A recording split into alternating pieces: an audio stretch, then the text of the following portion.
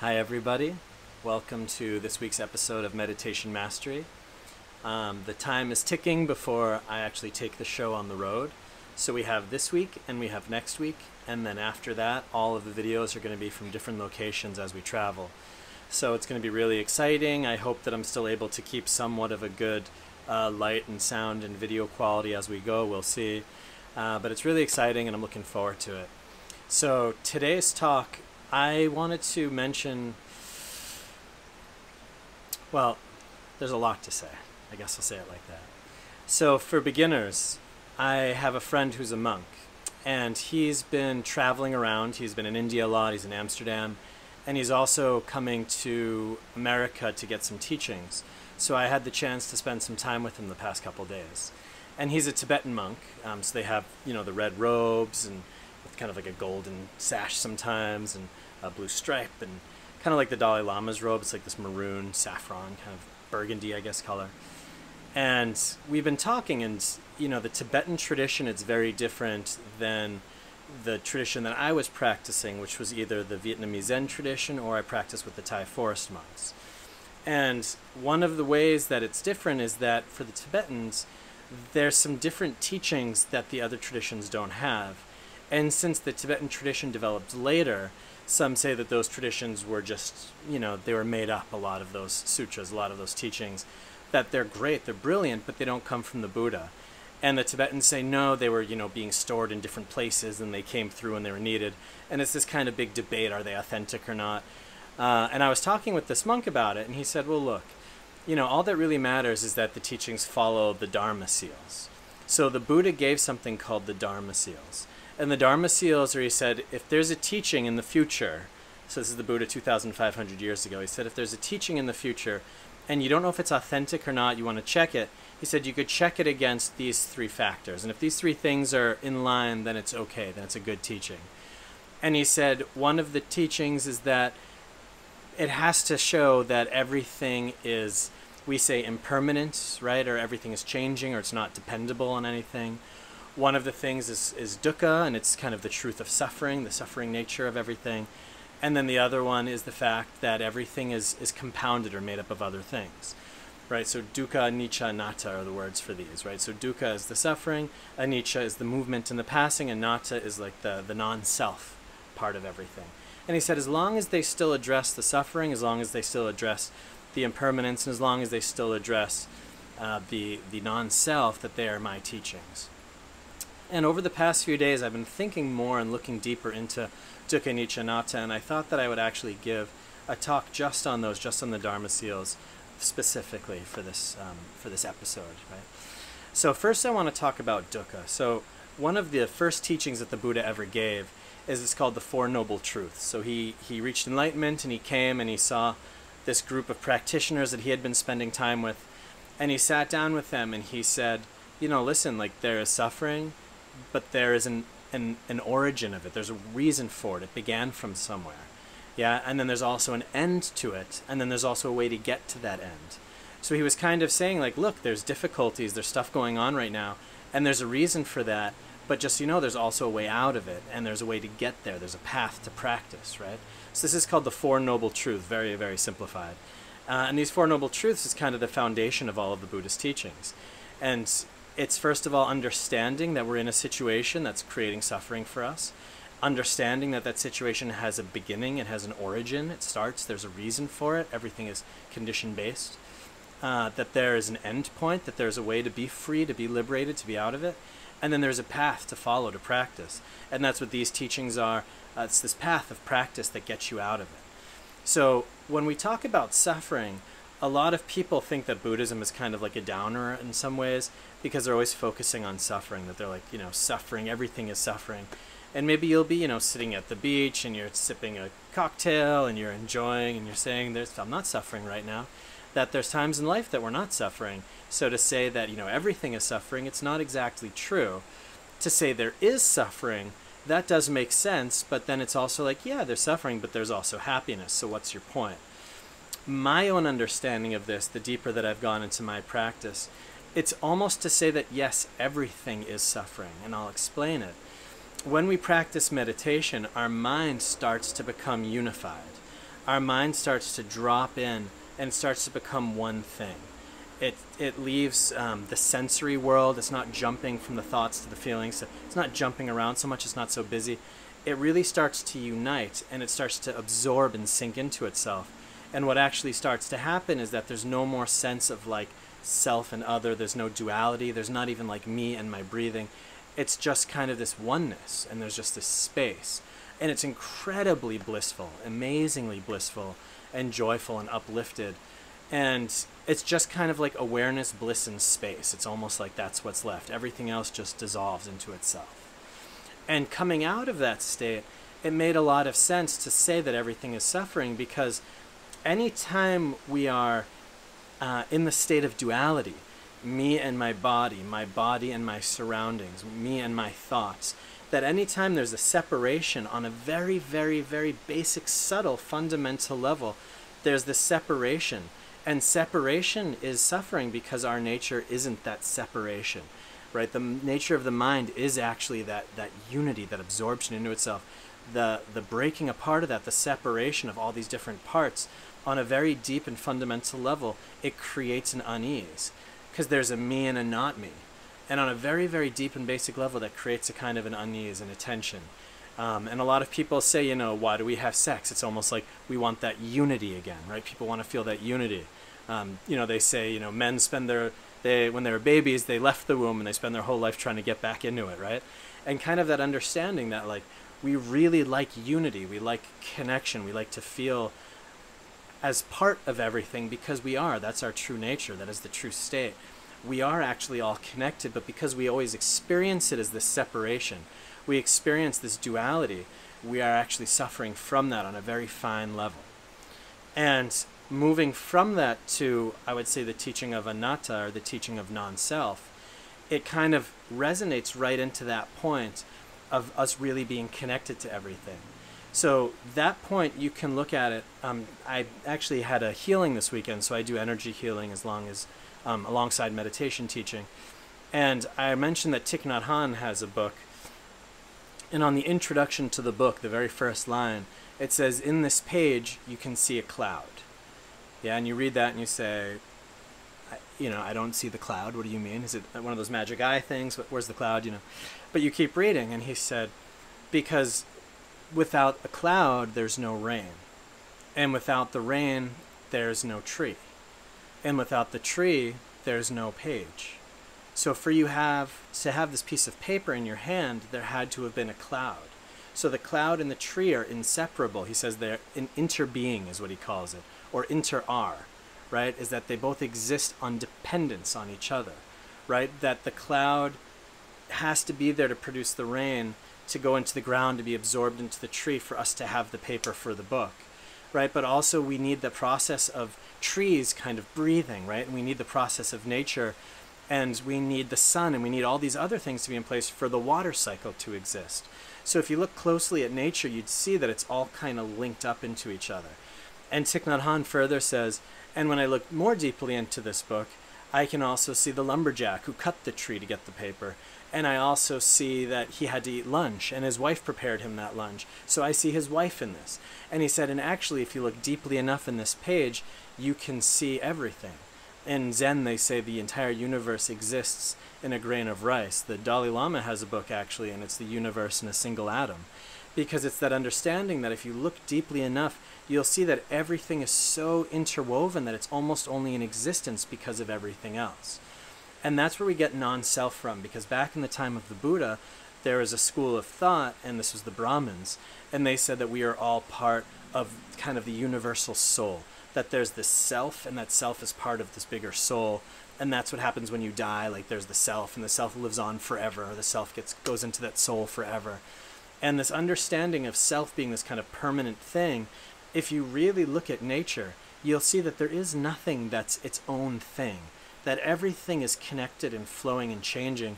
Even if I look at this body, I'm breathing in this air, and it's going into my lungs, going into my blood, becoming me. I'm breathing out the gases. So even this air around me, if you look, you'd say that this air is not Seth, that Seth is this, and this is not Seth.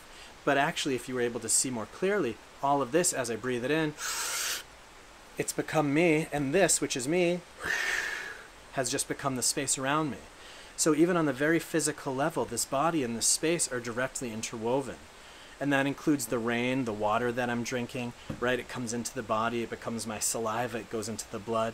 I pee out what I don't need, it goes back into the earth. So there's this constant stream of different influences and elements entering and exiting the body. If you looked on the atomic level, you would also see atoms shooting in and bouncing off. That the body, there's actually nothing that's really a solid mass. It's all little pieces that are spinning around each other. And it's just our perception of solidity. So if we look closely at nature, we see that there is nothing that is a separate individual self, that everything is made up of a lot of different things. And we are nature. It's not like, we are one thing and nature is one other thing. We are from this place. We're made of stardust. We eat this stuff, we breathe this stuff. We are a part of nature. Consciousness is a part of nature. So it must also follow natural principles. And if you follow natural principles, you see that everything is just a big interconnected web. That there's nothing anywhere that you could really say is its own thing. And there's nothing that really has its own beginning or end. Because if you look deep enough, you could just follow a process and it keeps going and keeps going and keeps going all the way to the Big Bang, which also must have had a beginning point. And, in Buddhism, we say that it's not like there was a Big Bang that started everything. The Buddha, 2,500 years ago, believe it or not, spoke about universal expansions and contractions, as if there is like a Big Bang and then there's a big collapse and then another Big Bang. And it's like a process that just keeps going on forever. That there's not actually a beginning or an end, it just is. Because there would have to always be something for there to be something now. So there's kind of this continuation of movements. And if you look at yourself, you'll see the same thing. And I also was saying at this healing that even if you look right now at your mind, I'm saying all this new information to you. You're internalizing it. It's becoming a part of you. And now Seth is becoming you, right? That my words and ideas are now becoming your thoughts and ideas. And actually, these didn't come from me. They came from Thich Nhat Hanh. So actually, Thich Nhat Hanh has become a part of your mind. But actually, they didn't come from Thich Nhat Hanh. They came from the Buddha. So actually, the Buddha became part of your mind. And that's something else you could follow back. And if you really look at your mind, even that we're speaking in English, right? That was a crafted language. That's something that has become a part of your mind. But that's programmed you. That's conditioned your mind in a certain way. Your family, your upbringing, your genetics, right? All of these things are different little elements that create what you are right now, and you continue to shift and change. And there is no self to that, right? There's nothing solid in that. So the last part of everything, which is anicca, and it means impermanence, and it also means that things are not dependable, right? That there's nothing that's really always going to be there for you, that everything's kind of, it's like when you try to grab a handful of water, it just kind of soaks out. Because there's nothing that you can really hold on to, because everything is moving, and that also leads us back to this element of suffering, that there is actually nothing that you can have. Everything is just moving, and it's out of our control, and it's this big flowy mass. And we experience ourselves as being separate from it, yet we're really not. And that movement from feeling like we're this separate self to the experience of being many different things, that's kind of the path of enlightenment. And I think about it like an hourglass shape, that, we start thinking and seeing that, there's me and then there's all this stuff, and our mind's very scattered and there's a lot of things going on. And slowly, slowly, slowly, we're bringing the mind in like a funnel, right? When we meditate, we're bringing the mind in, and it's kind of like a funnel that slowly, we're not all the way, out there and thinking about all these different things and seeing all these different things. We're in the body, we're kind of just, it's almost like spinning around. We're just, with the breath, we're breathing, the mind's coming together. Then finally there's just like awareness, and we're really kind of getting into this unity and this place of oneness in ourselves. And Western psychology, that's the self, that would say like that's the end of the road. You found the self. But then if you go to the self aspect, you go to the place of the self, then from there you start to see all of these different little pieces, all of this movement, all of these different aspects and conditions that are creating that. So then it's this inverse thing that happens, that you come down to the self, but then it also opens up again. And you see, but what I call the self is made up of all these pieces, which are made up of all these pieces, and actually it's the entire universe, right? So it kind of goes into the self, and then it goes out. If you look even deeper, you see that there is nothing called the self. That was just an illusion. That was just a wrong perception that I was holding on to. So I think this is really valuable information, first of all, just to have more of an intellectual understanding of where this is all coming from, where the Buddha was coming from, where these practices come from, but also for yourself, because when you can really start making those experiences of how we're connected to everything, you don't feel so alone, you don't feel so isolated, you become a lot less selfish, you naturally want to help other people, you naturally want to help the world, the mind naturally becomes more open and uplifted, and it feels more relaxed and at peace and at ease because there's nothing that it feels like it needs to always protect and kind of hold on to and be with, that it creates almost like this big expansiveness, right? And that's part of the point. On top of that, if you look at your meditation practice itself, you'll also notice that meditation as a thing also has to be made of different components. That your meditation, it's not like meditations like my hat, where it's this thing that I have my hat. It's actually your meditation, it's made from trust. It's made from letting go. It's made from relaxing. It's made from resting. It's made from peace. It's made from understanding. It's made from awareness. It's made from conditioning. That your actual thing called meditation, it has all of these different elements that are a piece of it and a part of it. Yeah, and again, when I got to the really deep states that I've been at, and there's no more sense of me anymore, it's just this feeling of peace, awareness, and space, which is also why when I teach, I try to lead you to a place that feels peaceful, that feels spacious, right? And that you smile because it feels good, right? And that feeling of bliss and peace and space, that's really all there is when you get to those deeper levels. But I know teachers that have gone much farther than me, and they actually talk about being able to see the individual moments of the consciousness arising. That actually, you know, the place of getting to that, the self, and then starting to see what's underneath that, you start to see this whole whirling process of things moving around. And it's no more this feeling of, oh, there's a me in there. It's really this deeper interconnection of all things. And that's kind of the place that we're headed. And I say to people, even if you're not getting there, even if you're not sitting there watching moments of the consciousness arising, just that you're slowly starting to bring the mind in, that's enough. Just to start intending and inclining the mind to come in, to start unifying and coming together, that's enough. But also just so you know, that once the mind is fully together, once it's totally unified and it drops in, then there's also this other place, which is kind of that profound level, where you start to really understand the interconnections of all things, that you are a part of all of this, that all of this is a part of you, and already starting to make those logical connections really helps you kind of form your understanding and where you're going and what this is all about. Yeah, and this is something that you can also think about yourself and play with it. The more you really observe it, the more you make it real. Go and stare at a tree and see how it's all these parts and is moving in the wind, and that it's all just kind of this flowing process. Become a part of nature. Understand that deeply. It's why monks spend a lot of time in nature, because you can actually learn from nature. You can learn just by looking at the way things are. You can understand yourself really deeply as well. So that's kind of this overall basic teaching that I wanted to give you guys today, and I found that it's really important. It's a lot. It's something that you can really sit and process and think about and work with each of those individual parts. Yeah, you can work with the truth of suffering. And the Buddha said also, like, getting old is suffering, aging, sickness is suffering, getting what you don't want, not getting what you want. Yeah, that there's all of these different little aspects that belong to life. Heat, cold, hunger, thirst, frustration. All of these things kind of belong to it.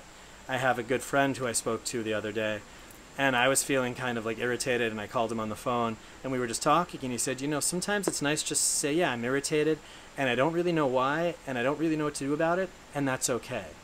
And this is one of those really beautiful teachings that when I was personally practicing on my 10-day Vipassana retreat, which is you sit for 10 hours a day for 10 days in silence.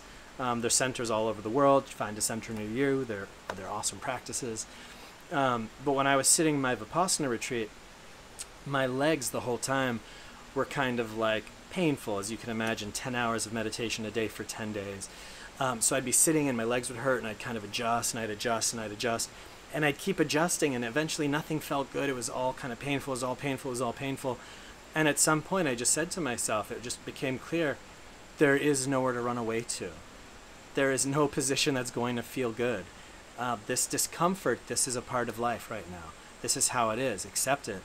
And I just surrendered to it. And as soon as I surrendered to it, I could just sit for the whole hour, and believe it or not, I actually stopped feeling the pain. So it was the weirdest thing, but once I stopped having the aversion to it and I really accepted it and surrendered to it, it wasn't even there anymore. I wasn't registering as pain, and now I can sit for a long, long time.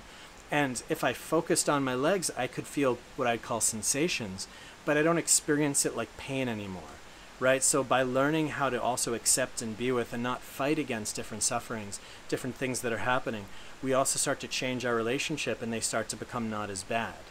Yeah, so there's a whole bunch of teachings wrapped up into the teaching of dukkha. There's a whole bunch of teachings wrapped up into the teaching of non-self, into the teaching of interconnectedness, of inter-being, inter-R, as Thich Nhat Hanh says.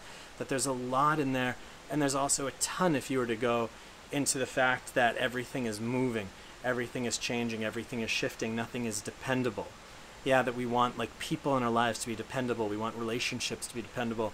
We try to have like a morning routine, we want to go to the gym, we want to eat a certain way, we want a job, we want things that we can like keep doing this motion, right? We want to hold on to something. And as Jack Kornfield once said, he said the only result of trying to hold on to life is getting rope burn, because things are going to constantly be pulled out of your hands, because everything is changing, everything is evolving, everything is morphing. And you know, even in business, you don't really aim to have this thing in business, you aim to keep growing, because the moment that you stop in a business, you're already starting to go down, to lose. So even a business has to keep growing and evolving, and in life as well, you have to keep moving forward, you have to keep growing, you have to keep transforming. There's no place where you just get to and you stop and it's like, that's all, because everything keeps moving, so it's all a big process, right? So life is about transformation and movement and growth, and the more that you can understand and surrender to it, the more that you can make the realization of the interconnectedness of everything, and the more that you really see that there's nothing that's really going to always be dependable, not one thing that's dependable. That allows you to be more fully present in each moment. It allows you to be more spontaneous, more freely flowing. In Taoism, right, they'd say like with the Tao that you can respond to situations and things and as they arrive, because you're kind of flowing with nature, you're flowing with the universe, you're flowing with life. You're a part of all of this, and all of this is a part of you. They're inseparable, the inter-are. It's all playing off of each other. So this is kind of like a big mental download, a lot of information for you to think about. And as I do the meditation afterwards, I'll kind of bring in this element of interconnection and surrender as well. So thank you for listening to this week's talk. And again, next week will be the last talk here in this beautiful location on my porch. And after that, all the talks will be me in different places around the country as I travel. So thank you very much for being a part of Meditation Mastery, and I'll see you next week.